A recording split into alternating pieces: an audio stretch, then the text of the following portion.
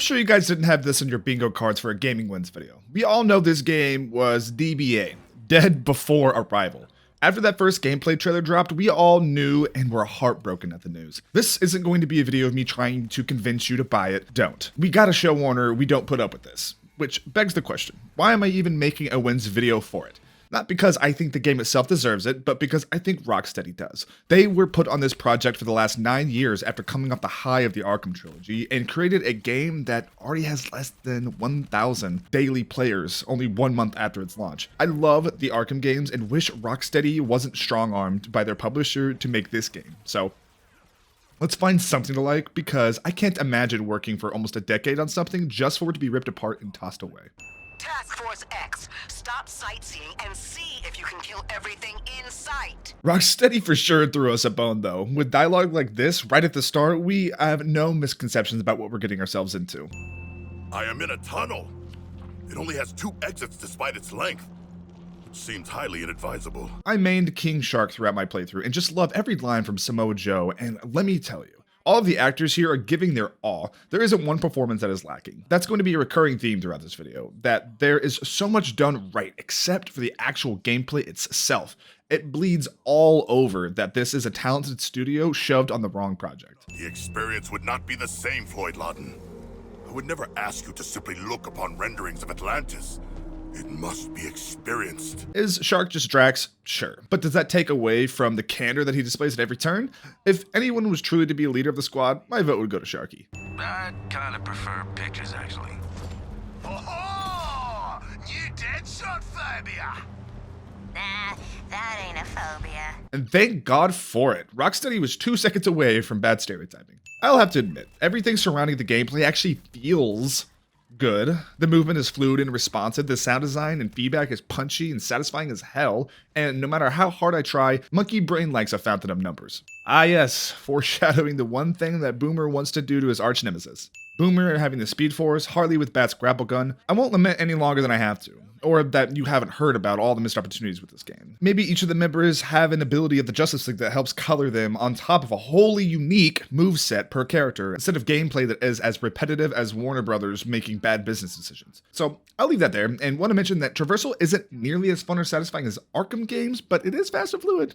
With that said, I'm actually quite impressed with how this game launched, server issues notwithstanding. This, for me at least, was a super polished experience with no performance issues. Maybe the delay this game copped was to fix performance issues instead of reworking the game. Warner was probably like, we were gonna pull a Jedi Survivor, but we don't have the street cred to survive that. Yeah, a little bit.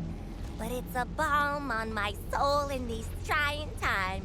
Between a lot of Harley's dialogue and her leadership taking on Batman, her new independent status and history as a doctor really shine through here. It's refreshing to see the smarter side of Harley and not just a crazy piece of ass. Who's staying to play hero? Oh, this is the start of their little high fives. Harley starts at 2. She's narratively more of the leader of the group, but I'm still a Sharky apologist. Starting at the end of our story. If I had $1 for every time I've won that narrative device in a video, I'd be able to afford half a cosmetic in this freaking game. This is a direct reference to the opening of Arkham Asylum. Similar camera work, it's raining, a vehicle zooms past, and then, okay, it's fine. It's basically a recreation of that opening. Going from whatever the hell that intro was to this opening, clearly honoring their past, was jarring, if not welcome to see.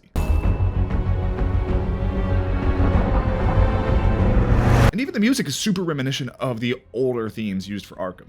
And the Y on Arkham has been flipped upside down, informing us that what's about to happen isn't quite right. Also why as in, why is this a live service? Why did Warner hurt us this badly? Why couldn't everyone be offered a full refund? Things like that. Another shot referencing the opening to Asylum. And we got cash!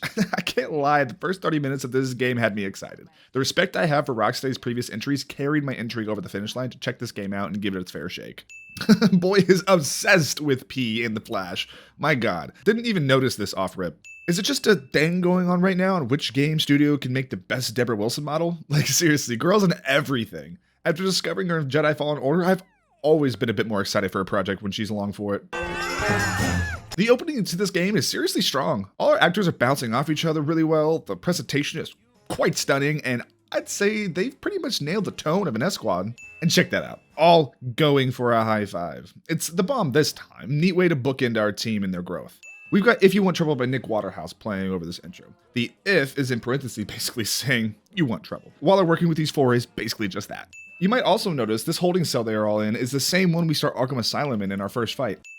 Her satisfied look. Getting them to implant the bombs themselves just shows a high level of control and understanding she has of the four of them. Old school. Guess Miss Off the Book's got something to tell us. Or she just wants to play a game. Bringing us right into the Hall of Justice accomplishes three things. First, we get to speed up on the everything that happened between Arkham Knight and now, get a fix on what each of these heroes were like in this world before their fall, and give us a nod on what we're up against. Miss you, Red. Every nod and allusion to the Arkham games just makes me sad, but also reminds me how great those games are. You guys should go play those ones if you haven't. I'm in the middle of a recon for Brainiac. Let's walk and talk. On top of the Hall of Justice, Green Lantern just putting us at his mercy really drives it home and just how out of our league we are. I mean, when we even just heard the title of the game, we all thought, freaking how? I never took the title literally or seriously until I played the actual game. And one dead body cut to pieces. Oh, this is so freaking cool though. Seeing members of the Justice League in a AAA game is still exciting, even with all of this game's issues. You guys get the memo? Big invasion. Crime's on a break. I really enjoy this version of Barry, and really all the interpretations of the characters in this game. I know he's got bigger fish at the moment, but having Flash still try and protect us reminds us of why he's the hero. The scale of Metropolis is quite staggering. It honestly feels small when traversing. It's a shame that we can never really see it as we're above it or noise is clogging up the screen. But if you take time to really look at it, there's been so much detail pumped into it. It really stands out with its bright Art Deco style contrasted by the Gothic Gotham. Quaking too fast to sing. Oh, now that's pretty damn cool. Each one of our heroes has personal history with a League member. Well, not shocked, but whatever. And to a degree, it's their own personal experience as to why they're able to take down each member. Okay, it's not perfect with each one, but I can see what Rocksteady was going for. You know, I'm grasping. Dirty movie I ever saw. Oh, crap! Even Bat's cutouts know how to jump scare. Even the sound of Arkham Bat's grapple is iconic. Oh, there he is. Though he's killing people and kind of a freaky weirdy, that's still our boy, and hearing his theme, they really struck gold. This boy deserved this, an entire level/museum dedicated to his trilogy. Being on the receiving end of what we've done to hundreds of baddies as Batman is terrifying. Not mentioning that he kills now. Outside of the multiplayer from Origins, this puts it in great perspective just how out of their element these guys were. I was falling for stuff I should have known better about. He really is just a horror villain, and seeing it completely leaned into here was inspired. Okay, I'll stop gushing about previous games being better than this one, but come on, this Batman theme is killer. Even while getting my ass beat, I'm still hyped about him. See what I mean? I should have known better. Don't worry, Bats. This moment will be coming back to haunt us. I mean, you later. Yeah, that was the Batman experience. I'd pay money for something like that. Imagine an escape room with the Batman hunting you. $1 million idea right there. That's yours for free. Explain yourself. I mask my insecurities with drink and bad behavior. Even with everything going on, this is what's on the forefront of Boomer's mind. Here's his thumb. It just came off, I swear. Step on me next. Marley speaking for everyone and keeping up with her more exploratory side. Your new mission is to kill the Justice League. Gold.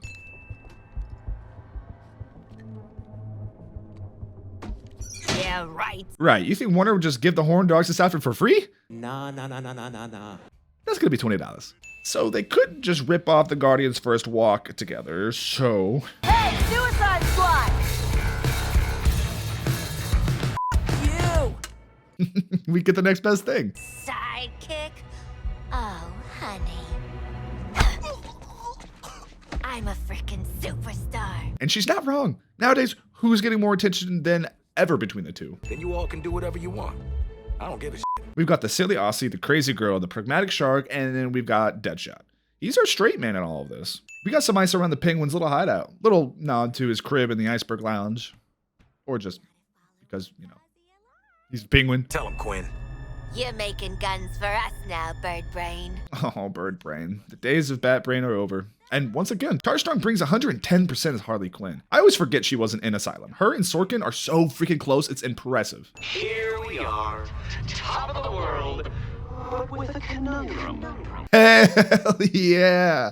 I love that they got pretty much their entire Arkham team back for everyone. Gives much needed internal consistency for this world with how much a departure of this game is from Arkham. Bringing back the environmental riddles was always such a stop-by pleasure in the older games, and I'm glad to see it back here, especially here, to break up the monotony of its combat. Even as our straight man, he's still a little silly. I mean, really, that's how we're gonna hide the grenades? Where else you gonna go, princess? All the fun is right here. Well, with Ivy and Joker gone, Harley needs to find her next conquest. Brainiac's mind control seems to not just bring them over to his side, but deliberately heighten their worst impulses. Batman begins killing, Green Lantern loves just poking a Deadshot, and Flash's arrogance really shines through. I mean, hell, if I had a Speed Force and was untouchable, I'd probably get a bit of a big head too. Something that offends my eyes. Everyone who watched the first gameplay trailer of this game properly? What the hell is Adler doing here? I guess if he could scramble Bell's mind at the Cold War, brain bombs are the next step. Wouldn't put much past MK Ultra. God damn though, the facial capture here is freaking impressive.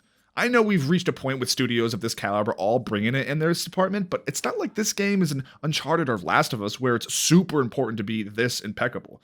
But here we are. I was waiting for a good demonstration of what happens to our heroes if the bomb goes off. And for it to be Amanda Waller that has to see it face to face made it freaking perfect. We see just for a moment a bit of weakness over her face as she's processing it all. And then just straight to business. Gives her just that little layer of humanity that's still in there, but seeing how she could just turn it off and go cold and calculating again is what makes her so scary and a good villain. Is she a villain? Character. In my home, father would never. I'm your daddy now, Shark. That goes for all of you. I'm your daddy. I think Harley knows what I want to say. Step on me next, you kitten. It's Ivy those league chumps should be worried about. Oh, get you a friend like Harley, gassing her girl up like that. Girl. Ivy being resurrected and being a kid was not on the list of things I thought this game would do. For everything this game did wrong, I can't decide if this is one of them. On one hand, it's freaking wacky and new. On the other, why? I don't know. Just like most characters in this game, she's relegated to being an NPC that offers services, so whatever. No, I took it. With the mannerisms of a proud kid. Great A direction right there. You make sure Daphne doesn't die, or you're next. Glad to see the OG Ivy is still in there a bit. But injecting a little girl with a brain bomb, that seemed like a lot to anyone else? Boomer seems to be the only true villain out of these guys. Pissing on Flash, injecting everyone he sees without a second thought. No redeeming qualities. Kinda makes sense that he'd be a source of a lot of conflict amongst the group. Let's play a game. You're Victor Freeze, and I'm the brilliant scientist. No! Yes! Penguin being the punching bag of the series will never get old.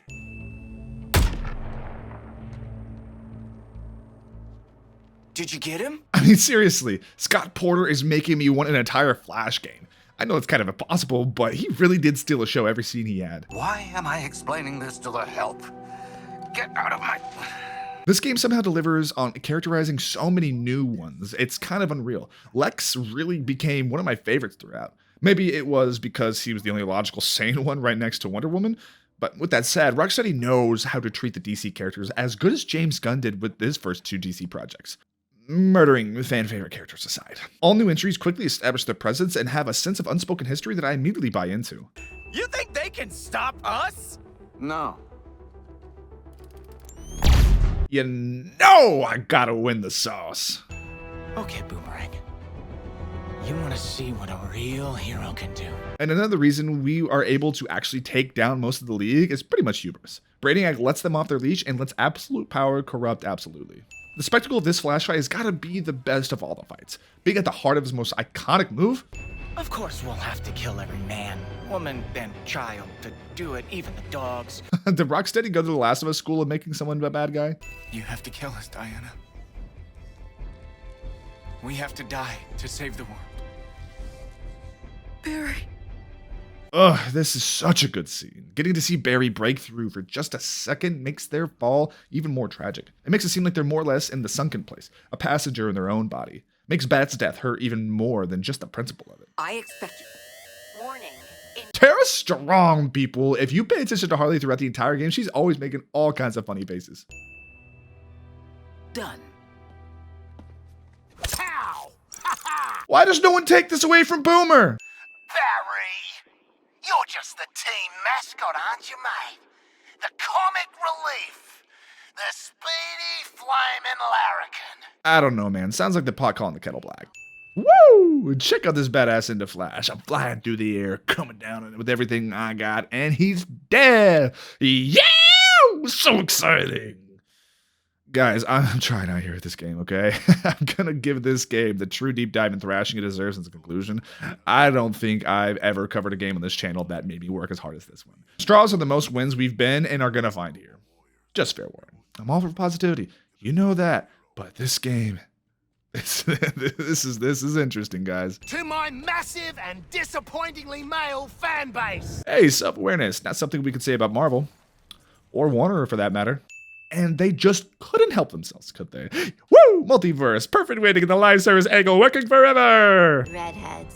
Who died and put him in charge? Everyone else on the planet. Now that's pretty cold. And us. Get this into the inner sanctum computer. I can prove your Waller's the same type of monster. How do you make our villains the heroes of the story? Create an even bigger one with even less morals. Her treatment of Ivy is a pretty good notch in that belt.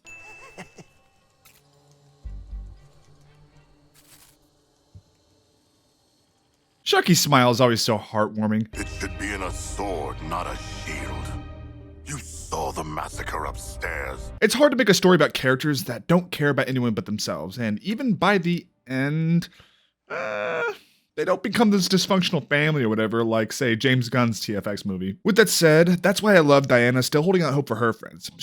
Make this game about her. Have the League slowly succumb one by one and get into all that drama. Her power set would be perfect for iterating on the Arkham formula. Whatever Brainiac has on that ship can control minds. Think about what Argus can do with that power. Argus is already running a rudimentary version of this same power with the brain bombs, controlled through coercion rather than like full-on mind control. If you really take a look at this game, it is nothing but villains, and Diana and Flash, for a moment, are the only heroes. I think that's why I savor every scene they are in. It's a breath of fresh air. Right, we got what we need to womp the angry space cop.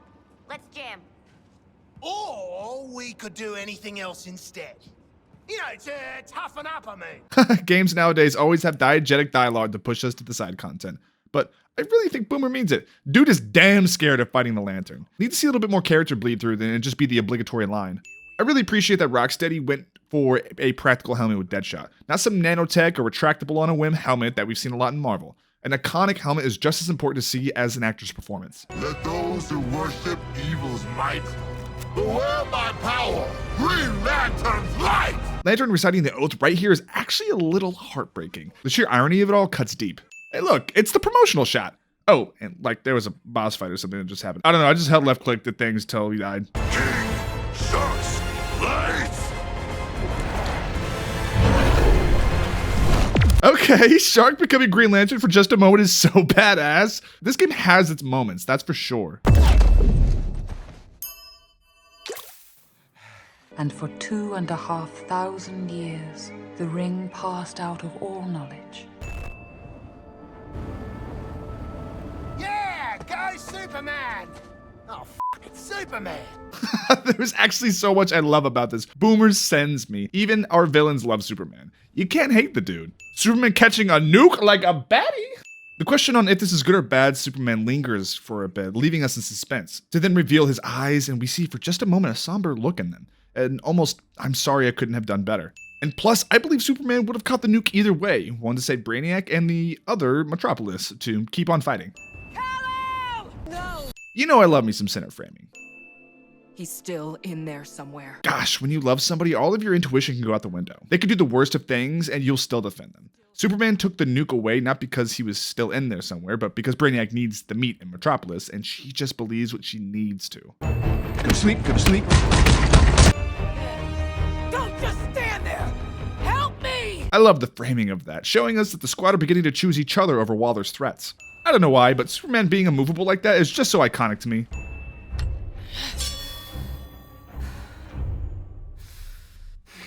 The sword finally comes out, and with that smirk from Superman, it screams to me that he was just toying with her, wanting her to cross that line. Only then does he give her permission to die. She's with us.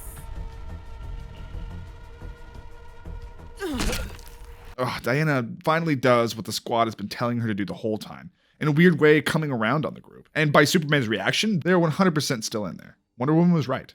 This scene would be devastating if we had spent time with Diana and Kal-El. But alas, we don't even know who the Superman really is outside of some holograms. You went out like you lived, doll. Looking sharp. And never listening to us. What the hell do we do now? I will never understand why a publisher would use a scalpel to build a house. By that, I mean using your tools for the wrong job. I gotta say it again. Rocksteady knows exactly how to tell a good story. They've really got nothing to prove, but within the context of this game, it proved a taller order than just making a baller game centered around one hero. Yeah, this story stumbles a lot, but at the end of the day, scenes like this should remind us and Warner they still have one of the most talented studios in gaming at their disposal. Just how the hell do you plan to find and exfiltrate the most dangerous man alive? Rocksteady still respects that the man who would win with prep time is more dangerous than Superman. Should Batman have been the final boss and Diana killed Superman? 100%. Superman fights are never fun because he has to be nerfed to be killed, and it never feels earned, in my opinion. Based on Boomerang's plan. God help us. Yeah. Respect to Superman, though. Me. There is no anti-Batman device. Team up with Nightwing, Oracle, and if you can find him, Jason. You'll need to rely on all your years of highly specialized training. The only contingency for Batman is his family. Not the Justice League, but family. Vroom. The Justice League is a team of superheroes that work together, but they don't compare as a group to that of the Bat family. None of us can do this alone. The team you lead, the family you choose. This is kind of a great moment. Having Batman be the one to make them realize their potential together, it's truly the weird, beautiful legacy of our Arkham Batman. Something he himself had to learn in his first game, that no man is an island. And to pass that info into the same people he would have thrown into Arkham to save the world is exactly what Batman would do if he had to. This is his actual final scene. Not the one in the park. That's not him. Harley even says so. Bruce's final time and Kevin Conroy's final performance as non-mind-controlled Batman is heartbreakingly a goodbye to his Bat family, and in an unplanned way, us. Team up with Nightwing, Oracle, and if you can find him, Jason. I know we somewhat got Jason to come around to Arkham Knight, but hearing Bruce speak of him this way warms my heart. And Robin was killed by Batman, so this makes this fight feel more hopeless, and oh my god, what are they doing? Welcome to the real Batman experience. Oh gosh, yeah. At the end of Arkham Knight, we find Bats employing fear toxin into his work. We finally get a little payoff to that final 100% progress scene. So for each of our members, we're getting a direct window into their greatest fears. All of which, for these guys, stem from insecurities they harbor. And many that do crime and heinous actions are actually fueled by some form of insecurity. Blow. All surface dwellers are duplicitous. Yes. The freaking appearing Batmans was actually really scary. I kept jumping every time. It's also completely reminiscent of the final scene when Joker is walking around Bat's head in Arkham Knight. I know how it sounds, but we got this. Keep radio silence. Bats will be tracking us. Harley has the most experience with both Scarecrow and Batman. Her taking the lead on this is earned. Oh, sweetie. You think these people can fix you? You think they care? Wow, that's impressive. You can straight up hear the subtle difference between Tara Strong's Harley and Harleen. It's so subtle, but you notice it. But I'm going to enjoy destroying your minds. Now that's Rocksteady DNA right there. Throughout this whole game, I never felt more nostalgia for Arkham than in this moment. Welcome to your worst nightmare, Bats. Weapons free, boys. Guns? Guns are his worst nightmare? I mean, hell, he couldn't survive more than 2 seconds with the guns on him, so sure, I'll take it. This fight looks really cool. Moving on. What we definitely shouldn't do is put him in some kind of elaborate death trap situation. We talking about like every single one of Joker's plans with Bats? Dude was always having too much fun. Bat shoes on the other bat foot. 100% payback for all the boys who walked around a little too long on that certain Arkham Knight mission. You know who you are. I am vengeance. I am Hey! It would be funny if this wasn't our Batman, you know? Good joke, hurt by their history. I call this new metamaterial gold kryptonite. Woo! That's brilliant! So, what's the word like tacky but for rich people? Ghost. Oh, you get the win, right? We all love a little Harley. Lex 2, I'm gonna need you to discharge the patient into my care. She is still a doctor after all. Or can those be revoked? Man, they look stupid, and I think that's the point. Oh yeah, I never was too bright. Get some new material, jerk off. You know, Joker used to be real good at hurting people with words. Harley was a punching bag for Batman all 3 games of Arkham. As much as it might hurt to see Batman dismantled like this, there is some catharsis to be found for Harley, finally getting one over on him. Causing long-term mental and emotional damage to everyone you knew. It's our turn now. Little does Harley know she's about to do that to the player base. Are we done with your bad stand-up routine? Batman would never try to make a joke like that. He's always funny through his pragmatism. This is why I huffed the Copian that this isn't our Bat that is being put down. We had our final scene with him earlier. But you always gotta end on your best joke. Ironic, as Batman isn't the last member killed, because killing our Arkham Batman like this is not a good f***ing joke. Time for us bad guys to save the world. This is what I'm holding on to, not hitting everything about this. The real Batman imparted his final wisdom upon them, and they listened. Coupled with Harley's solemn reaction to killing him, there is some pretty good subtext that really lifts this scene. But boy, do you gotta work for it. Bat's got the last laugh after all. Oh, he would have wanted this. The real Batman, I mean. Rocksteady trying everything to get the salt out of the wound. And at the very least, Batman's death was given actual weight and a cutscene. Sorry, I can't stop dunking on Warner. They had the actor for Superman. Even this game's version of him looks eerily like Henry Cavill. Hell, we murdered the whole Justice League. Whoa.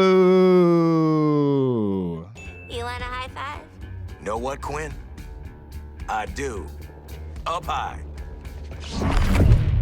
Right as we're finally there and all ready to high five, the moment is stolen from us by Brainiac. Just keeping us on that leash. Well, I can't remove you from the equation now. There's too much to learn. Better to own you. Hey, we're given decent reason why he lets us live. Woo! Finally did it. 13 Brainiacs. We get to keep killing him over and over. So that's our live service angle. That's, one way to do it. What did I tell you about playing dumbass double agents? You're our daddy. That got a really good chuckle out of me. And as for you... Oh, our boy for sure f***s. So what now? Yeah, what a great freaking question. I just spent the last 7 hours asking myself that. The end of this game is called Finite Crisis. Can't be infinite since we only gotta take down unlucky 13 of the bastards. Good little reference nonetheless. I'll show Task Force X where they can slip through the veil between worlds. Please stop. Please don't. I'd watch. My name's Vril Dox. Vril Dox is actually Brainiac 2 from the comics, so that's pretty neat. Why is he a reskinned Flash fight and not its own unique boss battle for the final confrontation of the story? Don't know, but I'll give him one for the lip service. Oh, damn. The first time Deadshot showing off how good he is at shooting at the end of the game. Squad Media is nothing but bathos, right? And Batman, goodbye. You will be missed, but never forgotten. For everything Warner and Rocksteady did wrong with this game and its handling of Batman, this is one thing we can all agree on was handled gracefully and may have gotten a bat tier or two out of me. Kevin Conroy was Batman, and his legacy will live on in all of our hearts. He was my first ever Batman, and he is going to be sorely missed. So, that was Kill the Justice League. A game labored over for 9 years by a talented studio, forced to do a genre that they were completely late to the party on, and didn't even deliver a live service that would have held up if it came out when the people weren't burnt out on them yet. This entire game was set up to fail, and we all see that happening with the Steam charts numbers. As I'm writing this conclusion, we are sitting at 460 concurrent players. With the time, talent, and assumed budget behind this game, it is a complete and utter failure. Not even Marvel's Avengers went belly up this fast. I think we can all expect the cancellation of the live part of this game any day now. This channel isn't meant to even acknowledge the bad in the game. Its entire existence is to bring positivity to even the worst titles. I draw the line when a game is solely bad because of the greed of a publisher. I'd be amazed if Rocksteady had a hand in choosing this game to be A TFX game, B, a live service, and C, to kill off the characters that built their studio into a dynasty. I will not just give blind praise to that and promote such behavior. So, like I said at the start of the video, don't buy this. I only created this video out of the respect I have for Rocksteady and my very, very mild interest in where this story might go. And how is that? Not terrible. It's honestly the only redeeming part of this game. Even with killing the most interesting and famous characters at their disposal, Harley, Boomer Shark, and Deadshot are all acted phenomenally and have some pretty good writing behind them most of the time, and they do pretty damn good as an ensemble. I found myself laughing and being interested in just about every cutscene. It was only once they ended that I wanted to shove gold kryptonite in my ass and call Waller daddy. Really, the entire development team here is actually firing on all cylinders, I'd argue. The story shook out the way it did because of the confines of creating what should have been a single-player / co-op one-and-done story to something that can be live service. That affected every angle of this game. Who the main enemies could be, how the world was designed, mission structure, gameplay systems. This all has an effect on how to structure your story, even if you think it might not. And even with all those hurdles, we still got something that I didn't completely hate. Should I be giving points for something that's just getting a passing grade? Normally, no, but with the context of this game, I do. Something I'm not sure I can give a passing grade to, and that I'm very sure you noticed I didn't even mention more than maybe twice, is the gameplay. Remember when I mentioned firing on all cylinders? I'm gonna be bold and say even the gameplay design team was too, and you've got to change the way you think about it. Take a team that spent 6 straight years perfecting a combat system, nay, an entire genre that completely shook the industry and pushed boundaries to have to pretty much throw away all their hard work and start from scratch. No wonder it took 9 years. Now, I won't sit here and pretend that a lot of the team there is the same team that worked on the OG trilogy. It isn't. But that doesn't take away from the talent I believe that is still there. Because although the game is bland, repetitive, and downright hard to read visually, it's still smooth and responsive and accomplishes what it sets out to do. We're the judges if that accomplishment is any good. And as an entire package, no, but I'm just trying to get you guys to see the trees from the forest. There are good things to like in this game, and if you enjoy it, more freaking power to you. I'm glad you enjoyed this game. But for me and many other people, this was a big, disappointing miss that will likely be the closure of a studio. And I think that might be the hardest pill to swallow when discussing this game. I don't think we might ever get another Rocksteady game, and if we do, I'm gonna be into my 30s, and they're gonna be finding themselves in a similar position to CD Projekt Red, where they need to earn back the trust of the players. With how Warner Suits seem to operate, I'm scared they won't even get the chance. I want to be wrong. I went into this game with tempered expectations, open enough to give it a fair GamingWins once-over. I sadly found myself bored, disappointed, and exhausted by the end of my playthrough. Confused on why I just did that to myself, and baffled by the many, many decisions by all levels of production. This game might be the perfect game for a select few out there, and I'm happy for them, but I can't in good conscience recommend this game and hope to push you guys to not purchase it in an attempt to foster a healthier future moving forward with the industry and tell them that we don't want this. I understand the irony of that statement because I had to purchase a copy, and the bulk of this video is finding the good in it. But hey, it's my job and man's gotta make a living. This is by far the hardest video I've ever had to make, and I hope you guys got some joy out of it. Let me know your thoughts down below the like button, and remember, ride the speed limit, drink some water, and love one another. Pizza.